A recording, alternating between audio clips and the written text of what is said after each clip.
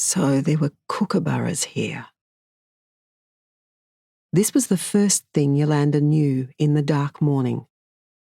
That and "Where's my durries?" Two birds breaking out in that loose, sharp cackle, a bird call before the sun was up, loud and lunatic. She got out of the bed and felt gritty boards beneath her feet. There was the coarse, unfamiliar fabric of a nightdress on her skin. Who had put this on her? She stepped across the dry wooden floorboards and stood, craning her neck to see through the high, narrow space of a small window. The two streetlights she had seen in her dream turned out to be two enormous stars in a deep blue sky. The kookaburras dazzled the darkness with their horrible noise. Later there would be other birds.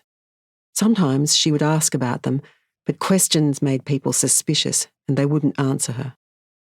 She would begin to make up her own names for the birds. The waterfall birds, whose calls fell tumbling. And the squeakers, the tiny darting grey ones. Who would have known there could be so many birds in the middle of absolutely fucking nowhere? But that would all come later.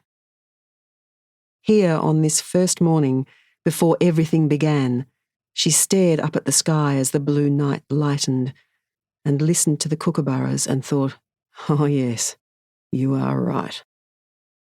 She had been delivered to an asylum. She groped her way along the walls to a door, but there was no handle. She felt at its edge with her fingernails. Locked. She climbed back into the bed and pulled the sheet and blanket up to her neck. Perhaps they were right. Perhaps she was mad, and all would be well. She knew she was not mad, but all lunatics thought that. When they were small, she and Darren had once collected mounds of moss from under the tap at the back of the flats, in the dank corner of the yard where it was always cool, even on the hottest days.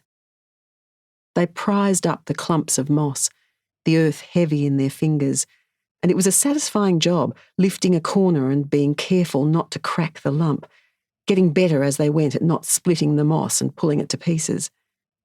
They filled a crackled orange plastic bucket with the moss and took it out to the verge on the street to sell. "Moss for sale!" they screamed at the hot cars going by, giggling and gesturing and clowning, and "Would you like to buy some moss?" more politely if a man or woman walked past.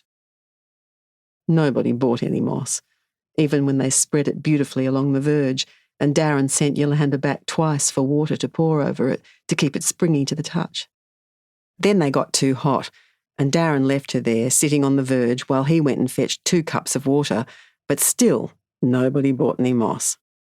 So they climbed the stairs and went inside to watch TV, and the moss dried out and turned grey and dusty and died.